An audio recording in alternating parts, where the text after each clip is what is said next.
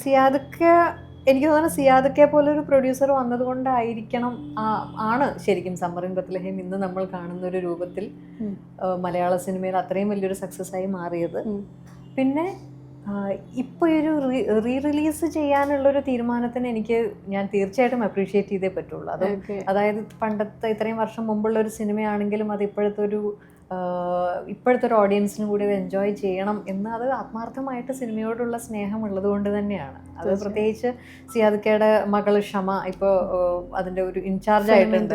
എനിക്ക് ഷമയായിട്ട് ഇൻട്രാക്ട് ചെയ്യുമ്പോഴും ഭയങ്കര എനർജറ്റിക് ആയിട്ട് ഭയങ്കര അണ്ടർസ്റ്റാൻഡിങ് ആയിട്ട്, അതായത് നമുക്ക് എന്തൊക്കെയാണ് നമ്മുടെ കൺവീനിയൻസിനനുസരിച്ച് കാര്യങ്ങൾ ചെയ്യാനുള്ള അത് ഭയങ്കര ഒരു പോസിറ്റീവായിട്ടുള്ളൊരു ആറ്റിറ്റ്യൂഡാണ്. അപ്പോൾ എപ്പോഴും ഇപ്പോൾ പണ്ട് ഞാൻ സിനിമകൾ ചെയ്യാതിരുന്ന സമയത്താണെങ്കിലും സിയാദക്കയുടെ ഫാമിലി ആയിട്ടും എനിക്ക് നല്ല അടുപ്പമുണ്ടായിരുന്നു. സോണിയത്തയായിട്ടും ഒക്കെ ആയിട്ട് എപ്പോഴും വളരെ ആക്റ്റീവായിട്ടുള്ളൊരു സൗഹൃദം ഉണ്ടായിരുന്നു.